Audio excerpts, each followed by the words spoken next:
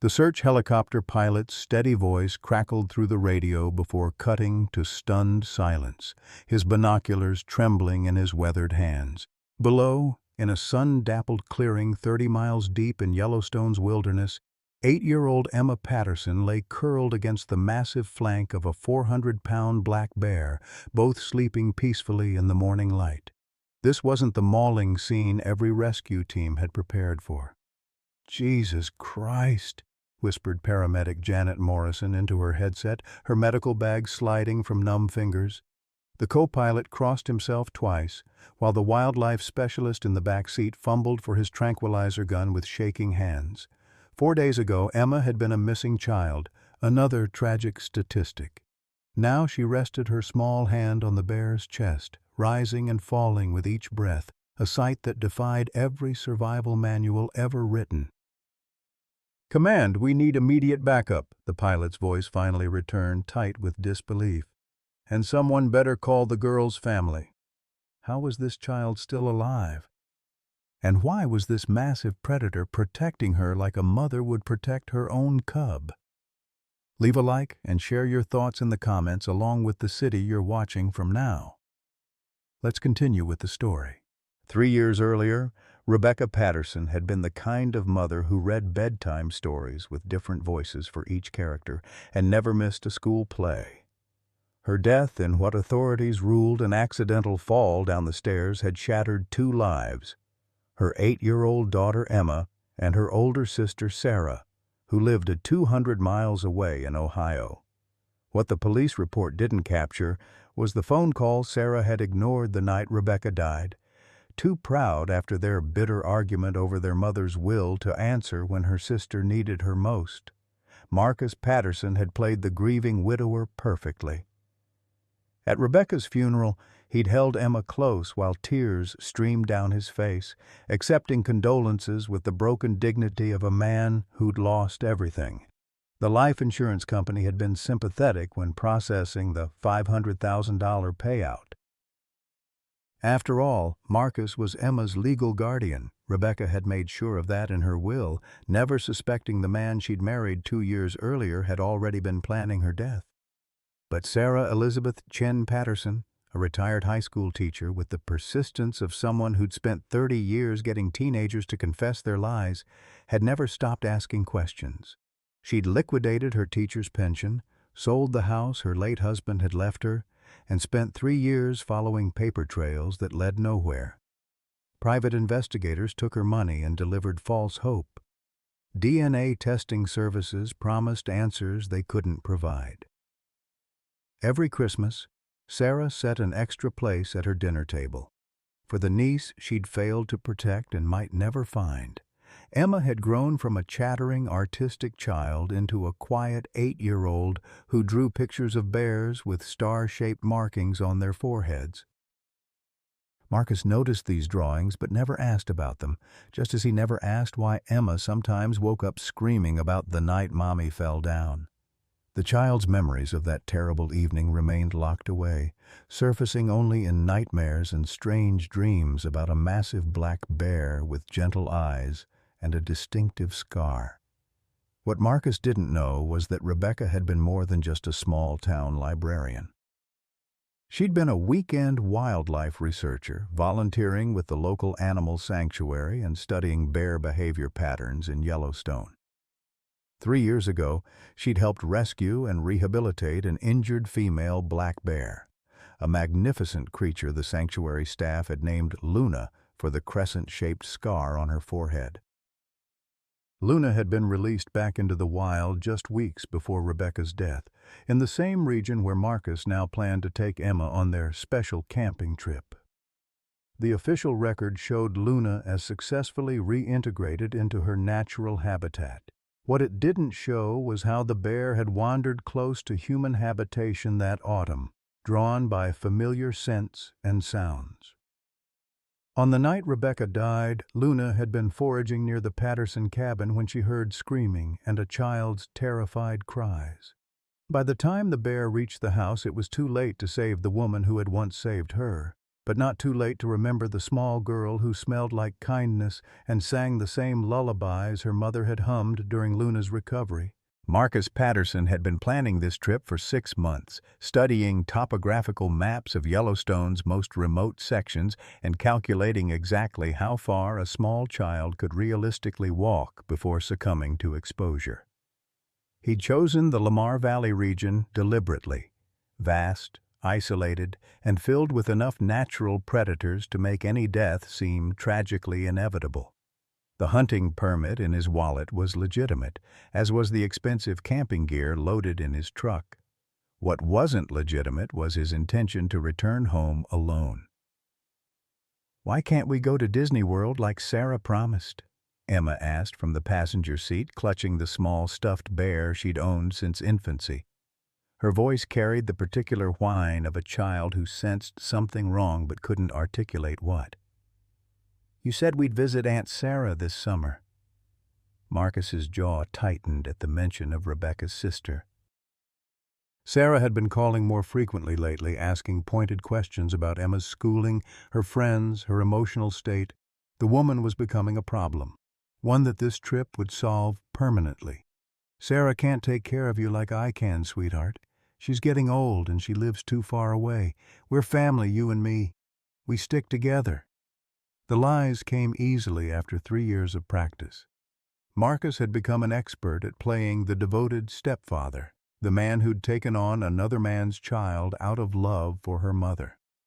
The truth was that he'd married Rebecca specifically for this outcome, a vulnerable woman with a substantial life insurance policy and a daughter who would inherit everything. All it had taken was patience, careful planning, and one push down a flight of stairs. They drove for 6 hours, stopping only for gas and a McDonald's lunch that Emma barely touched. Marcus kept up a steady stream of cheerful chatter about hiking trails and campfires, but his eyes remained fixed on the GPS coordinates he'd memorized. The campsite he'd chosen was 18 miles from the nearest park ranger station, accessible only by a winding dirt road that saw maybe 3 vehicles per week during peak season. As the sun began its descent toward the jagged mountain peaks, Marcus pulled into a small clearing surrounded by dense pine forest. The silence was immediate and oppressive. No highway noise, no cell phone reception, no chance of unexpected visitors. Perfect. "This is where we're camping?" Emma's voice was small as she stared at the wall of trees surrounding them. "It's so dark, Marcus. Can we find somewhere with more light?" "This is exactly where we need to be," Marcus replied, unloading their gear with practiced efficiency. He'd brought enough supplies for one person for 3 days. Just enough time to establish his alibi before discovering that Emma had wandered off and vanished. "Help me set up the tent, and then we'll start a nice fire." Emma tried to help, but her 8-year-old hands struggled with the tent stakes and guy lines. Marcus found himself growing impatient, snapping at her when she dropped a flashlight.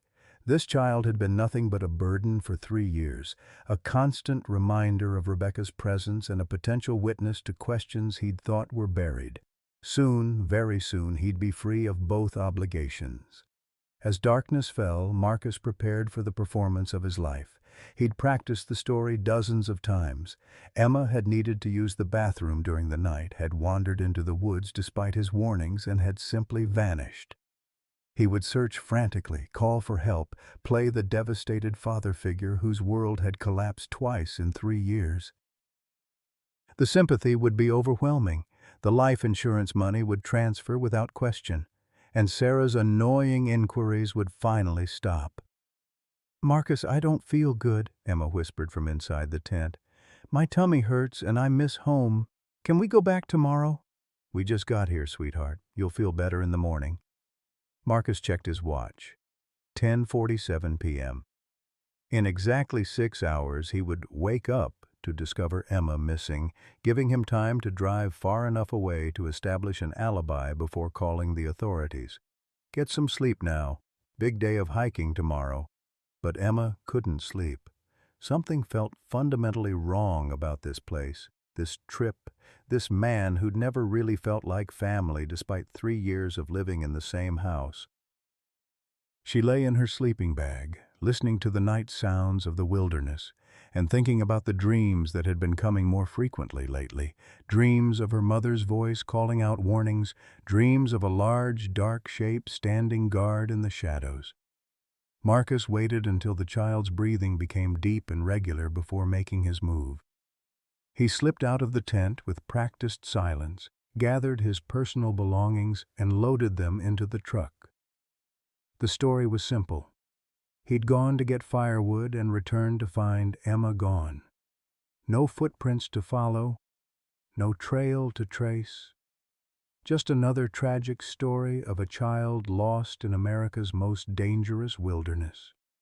As his taillights disappeared into the darkness, Emma woke to the sound of an engine fading into the distance and the terrible realization that she was utterly, completely alone. Emma's first instinct was to call out for Marcus, her voice echoing through the pine trees with increasing desperation. "Marcus, Marcus, where are you? I'm scared." But only silence answered back, broken occasionally by the distant howl of a coyote or the rustle of something large moving through the underbrush. She crawled out of the tent on trembling hands and knees, her stuffed bear clutched against her chest, and stared at the empty space where the truck had been parked just hours before. The fire had burned down to glowing embers, casting dancing shadows that made every tree trunk look like a monster, and every bush seemed to hide predators. Emma's diabetic medication was in the truck's glove compartment. Marcus always kept it there for safety, along with most of their food and water. All she had left was a half-empty juice box, and the growing certainty that something terrible had happened. She spent the first night huddled in the tent, jumping at every sound and whispering the prayers her mother had taught her before bedtime. "Now I lay me down to sleep. I pray the Lord my soul to keep." But the words felt hollow in the vast wilderness, and sleep came only in fragments between waves of terror. When dawn finally broke through the forest canopy, Emma emerged from the tent to find fresh tracks in the soft earth around their campsite. Large, deep impressions with distinct claw marks that could only belong to a bear. That's when she saw her for the first time. A massive black bear, easily 400 pounds, stood at the edge of the clearing about 30 feet away. The morning light revealed a distinctive star-shaped scar on the bear's forehead, pale against the dark fur. Emma should have screamed, should have run, should have done anything except what she actually did, which was whisper, "Luna?" as if the name had been waiting on her tongue for years. The bear's ears perked up at the sound, and she took a careful step closer. Emma noticed that the bear's approach was deliberate but non-threatening, more curious than predatory. When Luna reached the campsite, she began a methodical investigation of the area, sniffing at the tent, the dying fire, and finally at Emma herself. The child stood perfectly still as the enormous snout touched her hair, her shoulders, her hands, as if the bear was cataloging her scent and finding it familiar. "You know me, don't you?" Emma whispered, surprised by her own lack of fear. Something deep in her memory was stirring, fragments of warmth and safety, of a gentle giant who had once meant protection rather than danger. "Mama used to tell me stories about you. She said you were special." Luna's response was to settle down on her haunches and emit a low, rumbling sound that wasn't quite a growl, but wasn't quite purring either. It was a sound of recognition, of acceptance, of something that transcended the normal relationship between human and wild animal. When Emma tentatively reached out her hand, Luna allowed the touch, even leaning into it slightly as the child's small fingers found the scar on her forehead. By the second day, their relationship had evolved into something that would have astounded wildlife experts. Luna brought Emma food, not the random berries and nuts that might poison a human child, but specific items that seemed carefully chosen. Wild raspberries from the safest bushes, clean water scooped in large leaves from a spring Emma would never have found alone, even small fish caught from a nearby stream. When Emma's blood sugar dropped dangerously low on the second afternoon, Luna seemed to sense the crisis and led her to a patch of wild honey, somehow knowing that the natural sugars would help stabilize the child's condition. More remarkably, Luna began teaching Emma basic survival skills through patient demonstration. She showed the child how to identify edible plants, how to find water by following animal trails, how to create shelter using fallen branches and pine needles. When Emma grew cold during the second night, Luna lay down beside the tent, her massive body radiating warmth like a living furnace. Meanwhile, 200 miles away in Wyoming's capital, Sarah Patterson was fighting a different kind of battle. She'd driven through the night after receiving a frantic call from a school administrator who couldn't reach Emma's emergency contact. Marcus's phone went straight to voicemail. His house appeared empty, and none of the neighbors had seen either of them for days. Sarah's teacher instincts, honed by 30 years of recognizing when students were in real trouble, were screaming that something was catastrophically wrong. "I need to file a missing persons report," she told the desk sergeant at the Cheyenne Police Department, her hands shaking as she laid out printed emails, phone records, and a folder thick with her 3-year investigation into Rebecca's death. "My niece and her stepfather are missing, and I have reason to believe the child is in danger." The sergeant, a tired-looking man in his 50s, glanced at the paperwork with the weary expression of someone who'd seen too many family disputes disguised as emergencies. "Ma'am, how long have they been missing?" 48 hours, but adults can take children camping without notifying extended family, unless you have evidence of foul play. I have evidence that Marcus Patterson killed my sister 3 years ago and is now trying to eliminate the only witness. Sarah's voice carried the authority of a woman who'd spent decades making skeptical teenagers pay attention. "Emma called me 2 days ago, scared and asking about her mother's death. Now they're both gone, and Marcus's hunting permit shows he's somewhere in Yellowstone's backcountry." That got the sergeant's attention. Within an hour, Sarah was sitting across from Detective Daniel Mitchell, a lean man with graying temples and the intense focus of someone who'd seen enough genuine evil to recognize it instantly. Daniel had been the original investigating officer on Rebecca's case, a death that had always bothered him despite the official ruling of accidental fall. "Tell me about the insurance money," Daniel said, studying Sarah's documentation with growing concern. "And tell me why you think a man would take his stepdaughter camping if he planned to hurt her." Sarah met his eyes directly. "Because Yellowstone is the perfect place to make a child disappear forever. And because Emma is worth more to Marcus dead than alive." By the third day, Emma and Luna had developed an extraordinary routine that defied everything wildlife experts knew about bear behavior.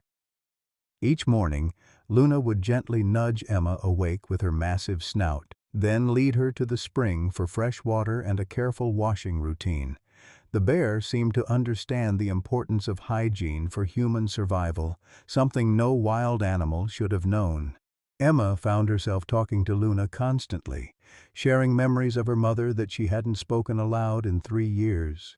"Mama used to say you were the smartest bear in the whole forest," Emma confided as Luna arranged pine needles into a more comfortable sleeping area. "She said you understood things that other bears didn't. She said you had feelings like people do." The bear paused in her work, those dark eyes focusing intently on Emma's face as if processing every word. When Emma began humming a lullaby her mother used to sing, Luna settled down beside her with that same low, rumbling sound, almost as if she recognized the melody. The child's artistic instincts, dormant since her mother's death, began to resurface. Using charcoal from the dead campfire and flat rocks as canvas, Emma started creating pictures, crude but recognizable images of Luna, of the forest, and increasingly of fragmented memories she couldn't quite piece together. One drawing showed a woman with long hair reaching toward a bear with a star on its forehead. Another depicted a dark figure standing over someone lying on the ground, with a bear in the background, roaring. Luna always studied these drawings carefully, sometimes touching them with her paw in what appeared to be recognition. When Emma drew the scene of her mother falling down the stairs, the official version Marcus had told her countless times, Luna became agitated, pacing back and forth and making distressed sounds. But when Emma tried to draw what she thought she remembered from her nightmares, Marcus pushing rather than Rebecca falling, Luna calmed and pressed close against the child, as if offering comfort and confirmation. Meanwhile, 300 miles away, the search operation was expanding rapidly. Detective Daniel Mitchell had convinced his superiors to treat this as a potential kidnapping rather than a simple missing persons case, based on Sarah's evidence and his own growing suspicions about Marcus Patterson's story. The timeline didn't add up. Marcus had called in the disappearance from a gas station 150 miles from where he claimed to be camping, and security footage showed him purchasing supplies for only one person. "He's got a 12-hour head start and knows we're coming," Daniel explained to the assembled search team, which now included park rangers, state police, and volunteer SAR groups. Emma Patterson is 8 years old, diabetic, and has been missing for 72 hours in some of the most dangerous wilderness in North America. If she's still alive, every minute counts. Sarah had insisted on joining the search despite having no wilderness experience. She'd equipped herself with hiking boots, emergency supplies, and a determination that impressed even the professional rescuers. "I failed my sister," she told Daniel as they reviewed topographical maps. "I'm not failing her daughter. Emma is the only family I have left, and I'm bringing her home." Dr. Elena Rodriguez, Yellowstone's chief wildlife veterinarian, provided crucial insight that shifted the entire search strategy. 3 years ago, we released a rehabilitated black bear named Luna in the Lamar Valley region, she explained, pointing to the map coordinates. She'd been in human care for 8 months after a vehicle collision. Luna learned to associate humans with safety and care, which makes her potentially dangerous, or in this case, potentially protective. The revelation that a human-habituated bear was loose in the same area where Emma had disappeared sent ripples of both hope and terror through the search team. Bears, even friendly ones, were unpredictable. A confused child might approach Luna seeking help, but wild animals under stress could turn aggressive without warning. "There's something else," Dr. Rodriguez continued, consulting her files. Luna was originally rescued by a local volunteer researcher, Rebecca Patterson, Emma's mother. The bear was found injured near the Patterson family cabin and spent months recovering under Rebecca's care. If Luna encountered Emma, she might recognize the scent, the voice patterns. Daniel felt the pieces clicking into place. "You're saying this bear might actually protect the child?" "I'm saying it's possible." Bears have excellent memories and strong emotional attachments. If Luna associates the Patterson family with safety and care, she might exhibit protective behavior toward Rebecca's daughter. It's unprecedented, but not impossible. The search team spread out across the Lamar Valley with renewed urgency, but also with strict instructions about approaching any bear-child encounter. One wrong move could trigger a defensive response that would end tragically for everyone involved. Back in the wilderness, Emma's condition was becoming critical. Her blood sugar levels were fluctuating wildly without proper medication, and she was showing signs of diabetic ketoacidosis, nausea, extreme thirst, and periods of confusion. Luna seemed to sense the child's deteriorating health and began exhibiting increasingly protective behavior, refusing to leave Emma's side even to forage for food. On the third night, Emma experienced her first full memory breakthrough. The fever from her diabetic crisis seemed to unlock the traumatic memories she'd suppressed for 3 years. She saw her mother's final moments with crystal clarity, not an accidental fall, but Marcus grabbing Rebecca by the shoulders and shoving her backward down the stairs when she threatened to leave him and take Emma with her. "I remember now," Emma whispered to Luna, tears streaming down her flushed cheeks. He hurt Mama. He pushed her and she fell, and there was blood. You were there, weren't you? You tried to help her, but it was too late."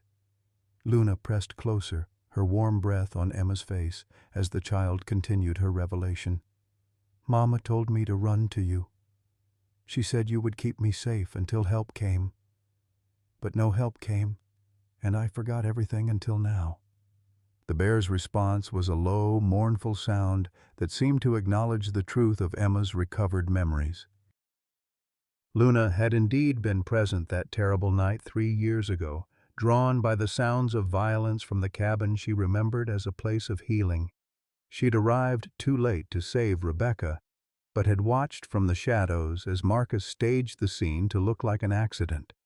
The bear had wanted to intervene, but her training from the sanctuary had taught her to avoid direct contact with humans unless absolutely necessary.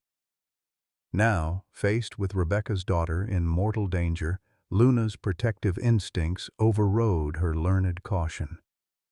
She began leading Emma toward the old Patterson research cabin, following trails and markers that existed only in her memory.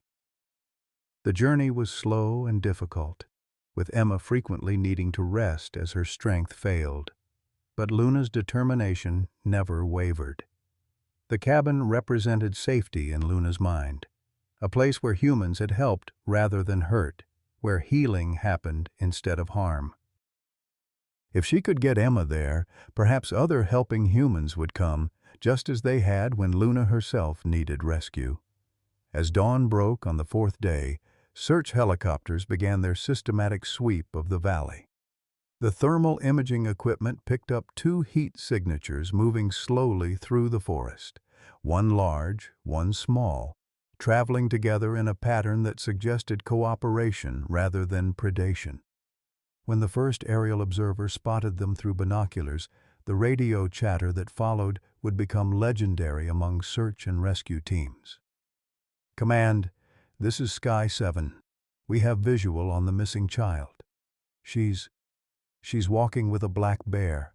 Repeat, the child appears to be walking voluntarily alongside a large black bear.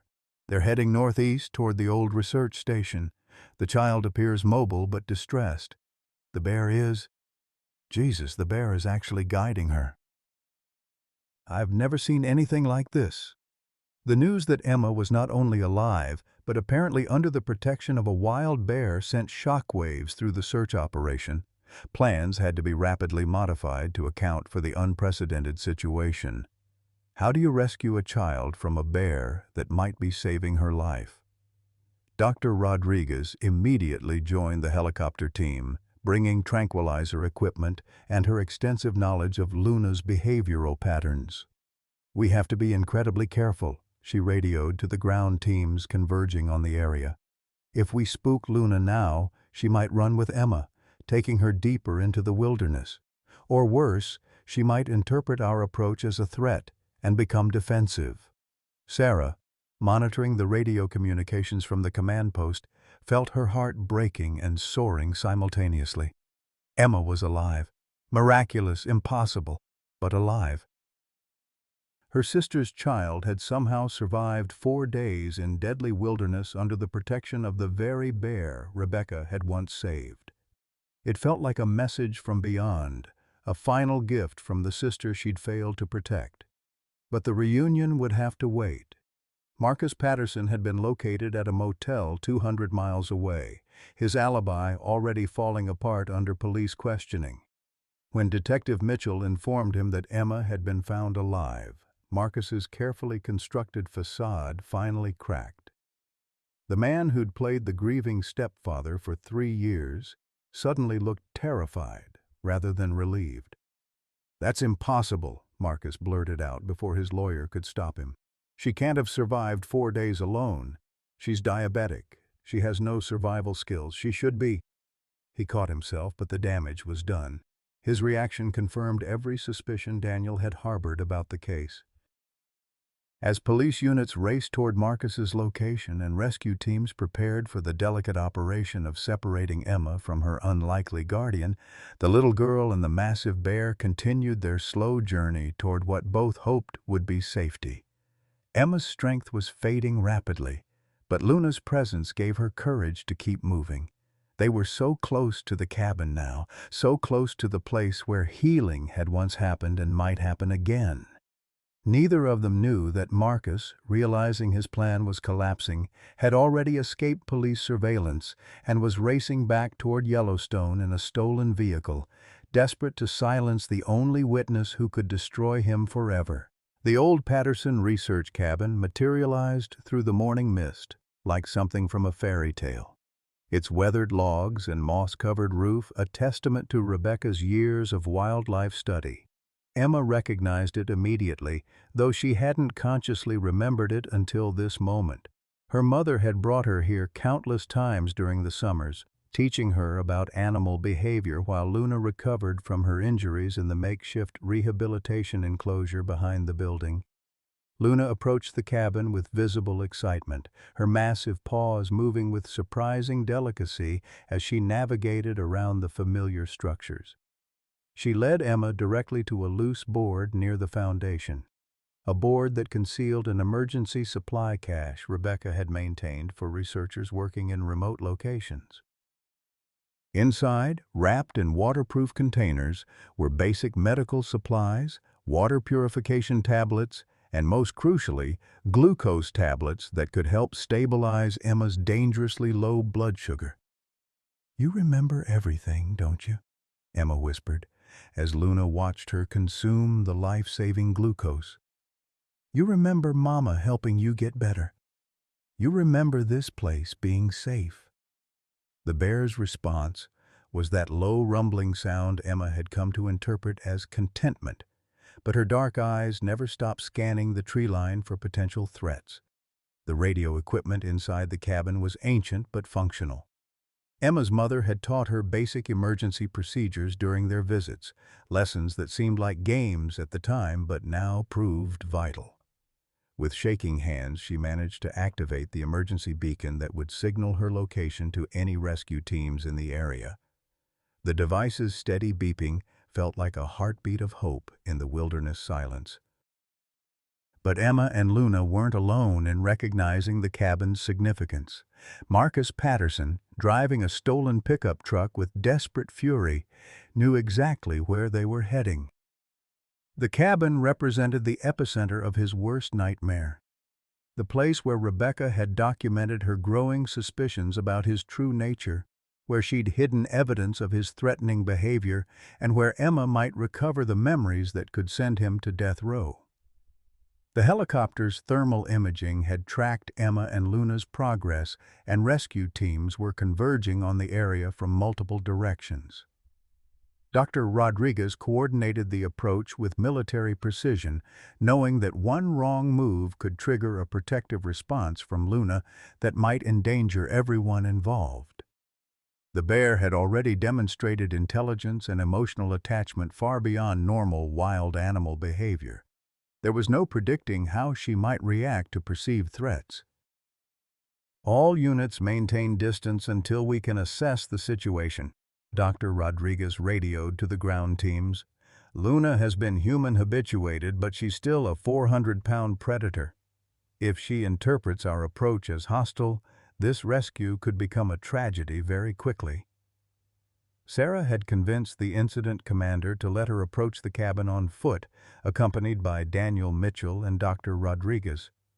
Her reasoning was sound. As Emma's aunt and Rebecca's sister, she might be able to communicate with the child and calm both Emma and Luna before the formal rescue attempt. What she didn't know was that her voice carried the same tonal qualities as Rebecca's, something Luna might recognize after 3 years of separation. As the trio moved carefully through the forest toward the cabin, they could hear Emma's voice drifting through the trees, not cries for help, but what sounded like a one-sided conversation.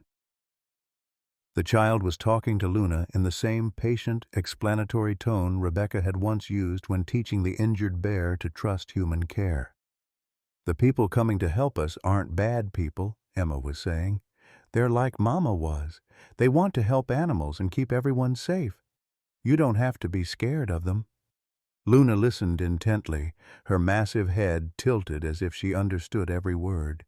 When she caught the scent of approaching humans, her body tensed, but she didn't flee or assume an aggressive posture. The first visual contact between the rescue team and the unlikely pair was a moment none of them would ever forget. Emma sat on the cabin's front steps, looking pale and exhausted but alive, while Luna lay beside her in a protective curl, her massive form creating a living shield between the child and the forest. The bear's intelligence was immediately apparent. She acknowledged the approaching humans with alertness but not aggression, as if she understood they were there to help rather than harm. "Emma?" Sarah called softly, her voice breaking with 3 years of suppressed grief and desperate hope. "Emma, sweetheart, it's Aunt Sarah. I've come to take you home." The child's reaction was immediate and heartbreaking. She tried to stand but swayed dangerously, her diabetic crisis making movement difficult. "Aunt Sarah, is it really you? I thought Marcus said you didn't want me anymore." Her voice was weak but filled with wonder, as if she'd been waiting for this moment since her mother died. Luna's response to Sarah's voice was equally remarkable. The bear's ears perked up with obvious recognition, and she made a soft, chuffing sound that Dr. Rodriguez recognized as a greeting behavior. "She knows you," the veterinarian whispered in amazement. "Luna recognizes your voice. You must sound like your sister." But their reunion was interrupted by the sound of an engine racing through the forest, a vehicle being driven with reckless abandon through terrain never meant for automotive traffic. Marcus had arrived, and the desperation in his driving suggested a man with nothing left to lose. His stolen truck burst through the tree line doing 40 miles an hour, scattering the carefully positioned rescue teams and sending Luna into immediate defensive mode. The massive bear rose to her full height, positioning herself between Emma and the approaching vehicle with a roar that echoed across the valley. Her fur stood on end, making her appear even larger and more formidable, and her body language shifted from protective to actively threatening. This was no longer the gentle creature who had nursed a sick child through 4 days of wilderness survival. This was 400 pounds of furious maternal instinct recognizing a mortal threat to her charge. Marcus slammed on the brakes 20 feet from the cabin, his truck sliding sideways in the pine needles. He emerged with a hunting rifle, his face a mask of rage and desperation that revealed the monster he'd hidden beneath 3 years of careful acting. "Get away from her, you stupid animal!" he screamed at Luna, raising the rifle toward the bear. "She's mine! The kid belongs to me!" "Marcus, don't!" Emma cried out, struggling to her feet despite her weakness. The sight of the man who had killed her mother, combined with the recovered memories of that terrible night, sent waves of terror through her small frame. But her concern wasn't for herself, it was for Luna, who was placing herself in the line of fire to protect someone else's child. Daniel Mitchell had his service weapon drawn, but the angle was impossible. Luna was directly between him and Marcus, and any shot that missed could kill either the bear or Emma. "Drop the rifle, Patterson!" he shouted. "There's nowhere to run. The whole area is surrounded." Marcus's laughter was the sound of a man who had already lost everything and knew it. "You think I care about getting away? This little brat destroyed my life 3 years ago, and she's not going to destroy what's left of it." He shouldered the rifle, aiming directly at Emma's small form behind Luna's protective bulk. "I should have finished this the night I killed her mother." The confession hung in the air like a physical presence, recorded by multiple devices and witnessed by a dozen law enforcement officers. Marcus had finally admitted to murdering Rebecca. But his revelation came at the moment when he was most dangerous. A cornered predator with nothing left to lose, and a weapon capable of killing everyone in front of him. Luna seemed to understand the gravity of the moment. She positioned herself more firmly between Marcus and Emma, her massive body covering as much of the child as possible. The bear's eyes never left Marcus's face, and her low growling carried a promise of violence that needed no translation. If he fired that rifle, Luna would charge, regardless of the consequences to herself. Sarah, positioned slightly to the left of the main confrontation, began moving carefully toward Emma while Marcus's attention was focused on the bear. Her teacher's instincts had taught her to read dangerous situations and find creative solutions. If she could reach Emma and get the child to safety, it would free the rescue teams to deal with Marcus without worrying about collateral damage. "You want to know what really happened to your precious sister?" Marcus taunted, his rifle still trained on Luna and Emma. "She was going to leave me, take the kid and disappear with all that insurance money. So I made sure she stayed right where she belonged, 6 feet under. And now I'm going to finish what I started." The sound of the rifle being cocked echoed through the forest clearing, a metallic promise of death that made everyone freeze except Luna. The massive bear shifted her weight forward, preparing to charge the moment Marcus's finger tightened on the trigger. She had saved Rebecca's daughter once by staying hidden in the shadows. This time, she would save Emma by stepping directly into the line of fire. Time seemed suspended in that instant before violence erupted. Marcus with his finger on the trigger, Luna coiled to attack, Emma crying behind her protector, and a dozen armed officers unable to get a clear shot. The confrontation that had been building for 3 years was about to reach its terrible climax, and no one could predict who would survive the next few seconds. The rifle's crack split the morning air like thunder, sending birds exploding from the trees in panicked flight. Luna's roar of pain and fury followed immediately, a sound so primal and devastating that it seemed to shake the very ground beneath their feet. The massive bear staggered but didn't fall, Marcus's hasty shot having struck her shoulder instead of her heart. Blood darkened her black fur as she gathered herself for what everyone knew would be her final charge. "Luna, no!" Emma screamed, but the bear was beyond hearing human words now. Pain and protective rage had triggered every wild instinct Luna possessed, overriding the gentle intelligence that had guided her care of the child. She launched herself toward Marcus with the terrible speed that made black bears among nature's most dangerous predators, her massive claws extended and her jaws open wide enough to crush a human skull. Marcus tried to work the rifle's bolt action for a second shot, but his hands were shaking with adrenaline and terror. Luna covered the 20 feet between them in less than 3 seconds, her wounded shoulder not slowing her charge. The impact when she struck him was like watching a freight train collide with a paper doll. Marcus disappeared beneath 400 pounds of furious bear, his rifle spinning away into the underbrush as Luna's claws and teeth found their target. The sounds that followed would haunt everyone present for the rest of their lives. Marcus's screams of agony mixed with Luna's roars of pain and rage, while Emma's voice rose above it all in a keening wail of despair. "Stop! Please stop! Don't hurt her anymore!" But the violence had taken on a momentum of its own. 3 years of suppressed trauma and protective instinct erupting in a few terrible seconds of primal justice. Daniel Mitchell and the other officers couldn't get a clear shot. Luna and Marcus were too entangled, rolling and thrashing in the pine needles as the bear's claws raked across the man who had murdered her rescuer and threatened her charge. Dr. Rodriguez had her tranquilizer gun ready, but using it while Luna was actively fighting could prove fatal to the bear, whose adrenaline levels were already dangerously high. Sarah reached Emma just as the child's legs gave out, catching her niece before she could collapse completely. Emma's diabetic crisis, combined with the emotional trauma of watching her protector suffer, had pushed her small body beyond its limits. Her skin was pale and clammy, her breathing shallow and rapid, classic signs of diabetic shock that required immediate medical intervention.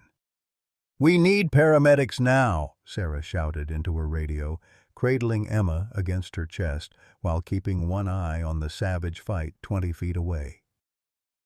"The child is going into diabetic shock. We need insulin and glucose immediately."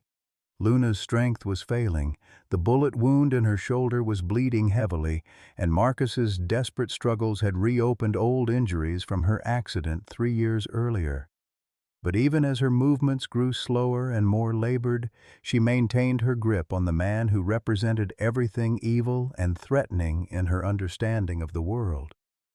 Her massive jaws had found purchase on Marcus's torso, and she held on with the grim determination of a mother protecting her young. Marcus's struggles were growing weaker as well, though whether from blood loss, crushing injuries, or the simple physics of being overpowered by a creature 3 times his weight was impossible to determine. His face, when it became visible during the struggle, was a mask of blood and terror. The man who had coldly calculated his wife's murder and his stepdaughter's death was discovering that some forms of justice came with claws and fangs rather than gavels and handcuffs. "Luna, it's over," Dr. Rodriguez called out, hoping the bear's human-habituated training might penetrate her rage. "Luna, release! The threat is neutralized." But the words that had once meant safety and reward in the sanctuary environment had no power over a wounded animal protecting her territory and her charge. Emma stirred in Sarah's arms, her consciousness flickering like a candle in the wind. Through her diabetic haze, she could see Luna weakening, could see the blood spreading across the bear's magnificent coat. With effort that seemed to drain the last of her strength, Emma called out in the same gentle voice her mother had once used to calm frightened animals.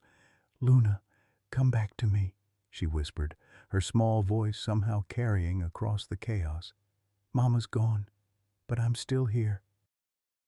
"I need you to come back to me, please. You're hurt and I can't lose you too." The effect was immediate and startling. Luna's head snapped up at the sound of Emma's voice, her dark eyes finding the child's pale face across the clearing. For a moment that seemed to stretch into eternity, the bear's expression shifted from wild fury to heartbreaking recognition. She saw Emma collapsed in Sarah's arms, saw the child reaching out toward her with trembling fingers, and her grip on Marcus loosened. Marcus, sensing his opportunity, tried to roll away from Luna's relaxing jaws. But 3 years of rage and violence had taken their toll on his body, and he managed only a few feet before collapsing face down in the bloody pine needles. His breathing was labored and wet, suggesting internal injuries that would require immediate medical attention if he were to survive to face trial for his crimes. Luna struggled to her feet, swaying dangerously as blood loss and exhaustion caught up with her adrenaline. Each step toward Emma seemed to require enormous effort, but she continued moving, drawn by the child's voice and her own need to ensure Emma's safety one final time. When she reached Sarah and Emma, Luna collapsed beside them with a sound that was part exhale, part whimper. Emma's small hand found Luna's massive head, her fingers tracing the star-shaped scar that had marked their connection from the beginning. "Thank you," she whispered, tears streaming down her flushed cheeks. "Thank you for saving me, for protecting me, for being my mama when I didn't have one." Luna's eyes focused on Emma's face with what seemed like tremendous effort, and she managed one last, soft rumble, the sound she'd always made when Emma was safe and close.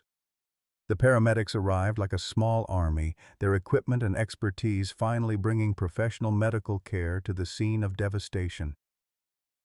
Emma was immediately placed on IV fluids and insulin, her blood sugar levels dangerously low but still within treatable ranges. Dr. Rodriguez worked frantically on Luna's wounds, her veterinary training pushed to its limits by the severity of the bear's injuries.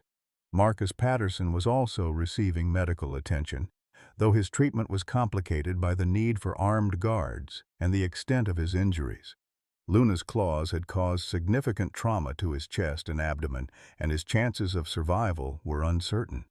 Whether he lived or died, his confession to Rebecca's murder had been recorded by multiple witnesses, ensuring that justice would finally be served for the woman who had died 3 years earlier. As the medical teams worked, Sarah held Emma's free hand and whispered the words every child needed to hear after trauma. "You're safe now, sweetheart. You're with family, and you're never going to be hurt again. Aunt Sarah is here, and I'm never letting you go." Emma's response was barely audible, but it carried the weight of 3 years of suppressed grief and desperate hope. "Is Luna going to be okay?" she asked, her eyes fixed on the veterinary team working frantically to stabilize the bear's condition. "She saved me, Aunt Sarah. She saved me just like she tried to save Mama. I can't lose her too." Dr. Rodriguez looked up from her work with Luna, her expression grave, but not without hope. "She's lost a lot of blood, and the bullet is still lodged in her shoulder muscle. But bears are incredibly resilient, and she's fighting hard. If we can get her to the wildlife hospital within the next hour, she has a chance." The helicopter evacuation was a scene of controlled chaos. Emma and Luna both being loaded onto separate aircraft, while Marcus was prepared for transport to the trauma center, where he would either recover to face justice or die from the consequences of his own violent choices. So, as Emma's helicopter lifted off, she pressed her face to the window, watching Luna's transport aircraft follow close behind, carrying the bear who had given everything to protect a child who wasn't even her own species. The little girl who had been left alone in the wilderness 4 days earlier was finally going home, but the cost of her survival had been measured in blood and sacrifice. Whether Luna would live to see their reunion remained heartbreakingly uncertain. The Wildlife Hospital's operating room hummed with intense activity as Dr. Rodriguez and her surgical team worked to save Luna's life. The bullet had lodged dangerously close to major blood vessels, and the bear's blood loss was more severe than initially assessed. Emma, stabilized in the children's hospital across town, refused to sleep despite her exhaustion, constantly asking nurses for updates on her bear. Sarah sat beside her niece's bed, marveling at the strength of this 8-year-old who had survived the unthinkable and still worried more about others than herself. "Tell me about Luna and Mama," Emma whispered, her small hand gripping Sarah's tightly. "Tell me about when they first met." Sarah's eyes filled with tears as she realized this was the first time Emma had asked about happy memories of her mother since Rebecca's death. For 3 years, Marcus had systematically suppressed any mention of Rebecca's life, her work, her love for both Emma and the animals she studied. "Your mother found Luna on the side of Highway 89, Sarah began, her voice soft with remembered love. "Someone had hit her with their car and just drove away, leaving this beautiful bear bleeding and terrified on the roadside. But your mama never could pass by someone who needed help." Emma's eyes widened as the story continued, pieces of her suppressed memories clicking into place like a puzzle finally being solved. Sarah described how Rebecca had used her own car to block traffic, called for wildlife rescue, and then sat with the injured bear for 2 hours, talking to her in that gentle voice Emma remembered so well. "Luna was so scared, but your mama just kept telling her that everything would be okay, that someone was coming to help. And when they loaded Luna into the transport vehicle, your mama promised to visit every single day until she was better." The visits had become a routine that shaped Emma's early childhood, though she'd forgotten until now. Every weekend, Rebecca would drive to the wildlife sanctuary with Emma in tow, bringing fresh fruit for Luna and stories about their week. Emma had been 4 years old when Luna was finally ready for release, and she remembered crying because she thought she'd never see her big friend again. "But Mama said Luna would always remember us, didn't she?" Emma asked, her voice growing stronger as the memories flooded back. "She said Luna was special, that she understood love the way people do." Sarah nodded, tears streaming down her cheeks as she watched her niece reclaim the beautiful parts of her past that Marcus had tried to steal. Dr. Rodriguez appeared in the doorway, still wearing her surgical scrubs and looking exhausted but hopeful. "Emma, Luna is out of surgery. The bullet removal was successful, and while she's not out of danger yet, her vital signs are stabilizing." Emma tried to sit up despite the IV lines, her face bright with the first genuine smile Sarah had seen since their reunion. "Can I see her, please? I need to tell her thank you properly." Dr. Rodriguez hesitated. Hospital policy didn't typically allow children in the wildlife recovery areas, but one look at Emma's pleading expression changed her mind. "Just for a few minutes, and you'll have to stay in a wheelchair because of your IV. Luna is still heavily sedated, but she might be able to hear your voice." The journey to Luna's recovery area became a procession of hope. Sarah pushed Emma's wheelchair while Dr. Rodriguez explained the bear's condition and recovery prospects. "Bears heal remarkably well when they have a reason to fight," she said, glancing meaningfully at Emma. "And Luna definitely has something worth living for." Luna lay on her side in a specially designed recovery enclosure, her massive form looking smaller somehow beneath the bandages and monitoring equipment. Her breathing was deep and regular, and the star-shaped scar on her forehead was clearly visible above the breathing mask that delivered supplemental oxygen. Emma reached through the safety barrier to gently touch Luna's uninjured paw. "I remember everything now," Emma whispered to the sleeping bear. "I remember how you tried to save Mama, and how she told me to run to you that night. I remember all our visits when I was little, and how you always made that happy sound when you saw me coming." Luna's ear twitched at the sound of Emma's voice, and her breathing seemed to deepen, as if she was finding peace in the child's presence. But the most shocking revelation was still to come. Dr. Rodriguez had been reviewing Luna's original medical files when she discovered something that changed everything they thought they knew about the night Rebecca died. "Emma, I need to show you something from Luna's records," she said gently, producing a folder thick with documentation. 3 years ago, Luna came back to our facility with fresh injuries, claw marks that suggested she'd been in a fight with another animal, and what appeared to be defensive wounds on her paws. Sarah leaned forward, sensing the importance of this information. "What kind of defensive wounds?" "The kind you get when you're trying to protect someone," Dr. Rodriguez explained. "We assumed she'd encountered another bear or a pack of wolves, but now I'm wondering if Luna actually tried to intervene the night your sister was murdered." "The timeline matches perfectly. Luna showed up here the morning after Rebecca's death, injured and distressed." Emma's eyes widened as another piece of the puzzle fell into place. "She did try to help Mama. I remember now, there was a loud roaring sound, and Marcus got really scared.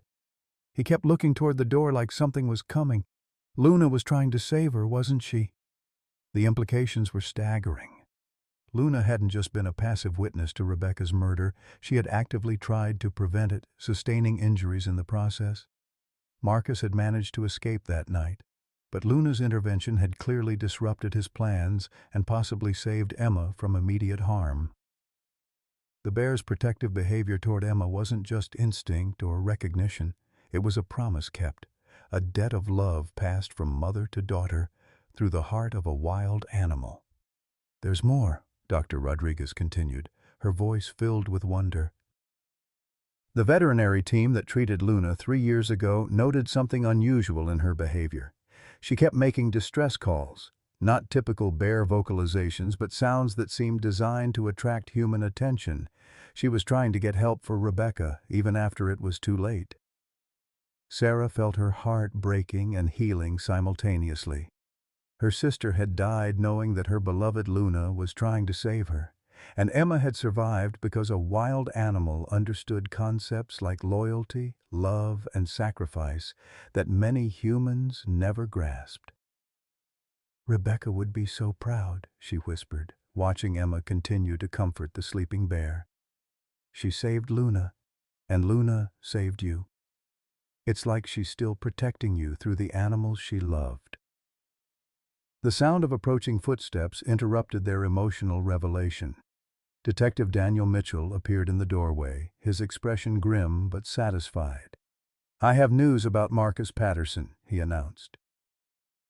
"He's stable enough to stand trial, though it'll be from a hospital bed for quite some time. More importantly, we found Rebecca's research notes hidden in the cabin. She'd been documenting Marcus's threatening behavior for months before her death, including recorded conversations where he discussed the insurance money." Emma looked up from Luna's side, her young face showing a maturity beyond her years.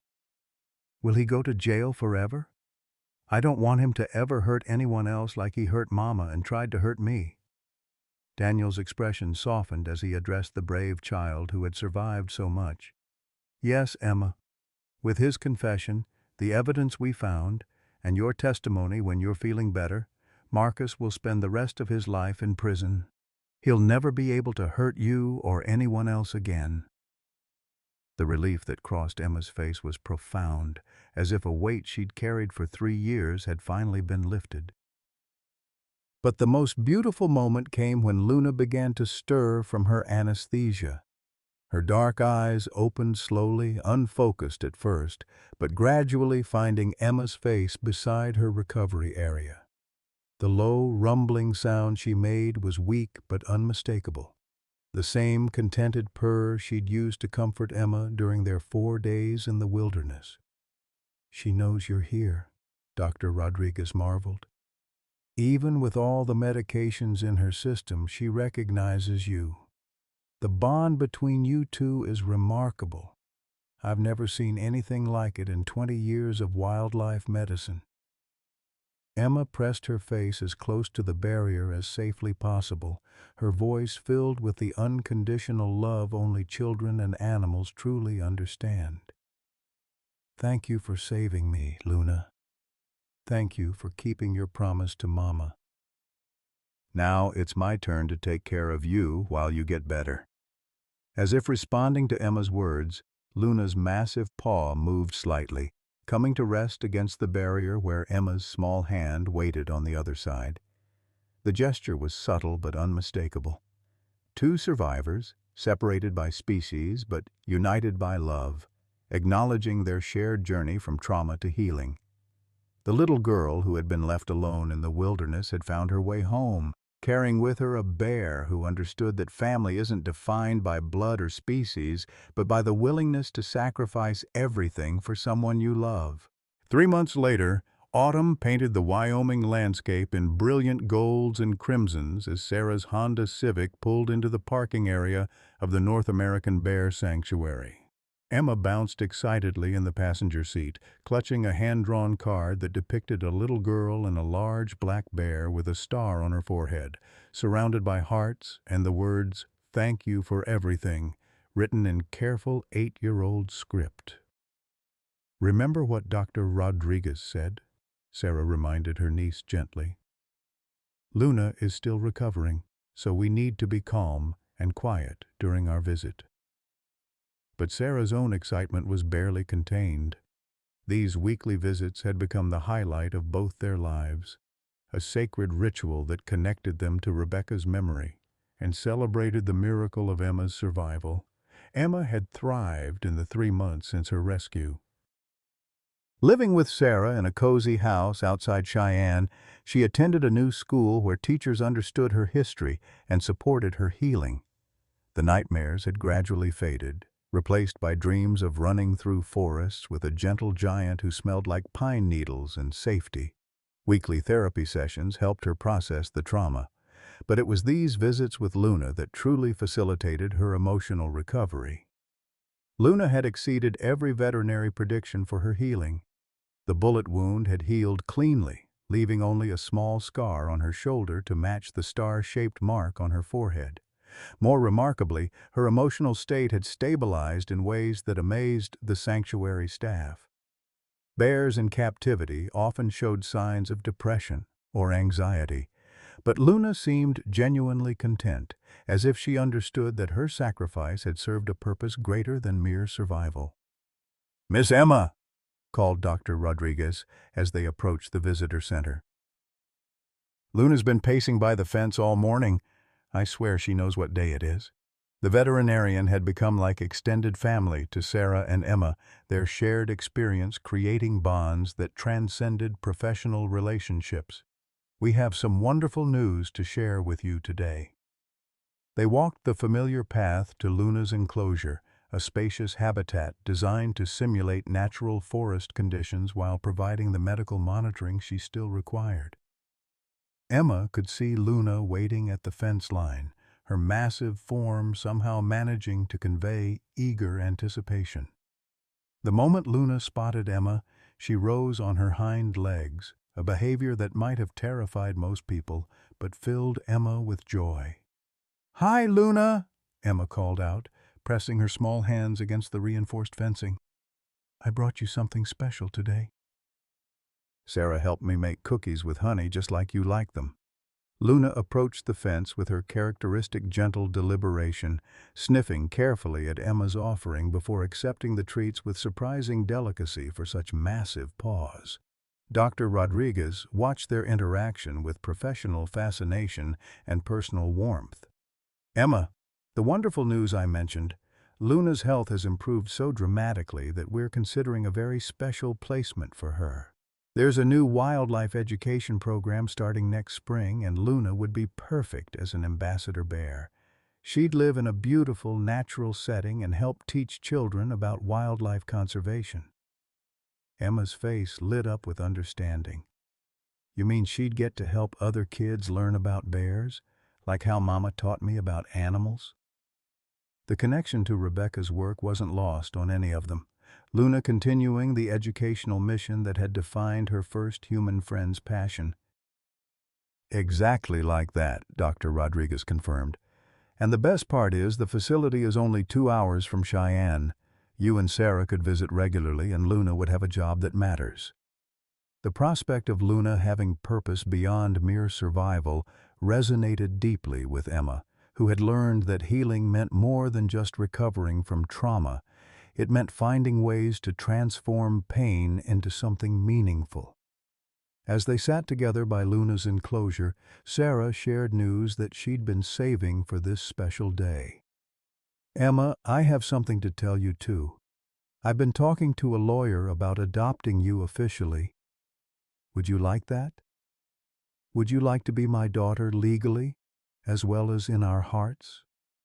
Emma's response was immediate and overwhelming, tears of joy mixed with the fierce hug she gave her aunt. "Yes, yes, I want you to be my real mom now. Mama would be happy knowing you're taking care of me the way she wanted." Sarah's own tears flowed freely as she held the child who had become the center of her world, the unexpected gift that had emerged from unthinkable tragedy. Luna seemed to sense the emotional significance of the moment. She approached the fence and performed the behavior that had become her signature response to Emma's presence. A gentle chuffing sound, followed by pressing her massive snout against the fencing where Emma's hand waited. It was their ritual of connection, their way of saying, "I love you," across species barriers. "You know what I think?" Emma said thoughtfully, watching Luna settle into her favorite sunny spot for an afternoon nap. "I think Mama sent Luna to protect me that night 3 years ago, and then sent you to find me when I needed a new family. It's like she's still taking care of me through the people and animals who love me." Sarah marveled at her niece's wisdom and resilience. This 8-year-old who had survived abandonment, life-threatening illness, and the revelation of her mother's murder had emerged with a capacity for love and gratitude that humbled every adult around her. "I think you're exactly right, sweetheart. Your mama's love is still protecting you, just in different ways now." As the afternoon sun began its descent behind the mountains, they prepared to leave with promises to return the following week. Emma placed her hand against the fence one final time, whispering words of love and gratitude to the bear who had saved her life. Luna's response was that familiar rumbling purr, a sound that now represented healing, hope, and the unbreakable bonds that connect all living beings. The little girl who had been left alone in the wilderness had found her way to a new kind of family, one built on choice rather than obligation, on love rather than law, on the understanding that home isn't a place but a feeling of belonging. And somewhere in her spacious enclosure, a magnificent black bear with a star-shaped scar dozed peacefully in the sun, content in the knowledge that promises kept and love shared create legacies that transcend even death itself. Sometimes life gives us second chances when we least expect them, wrapped in the most unlikely packages.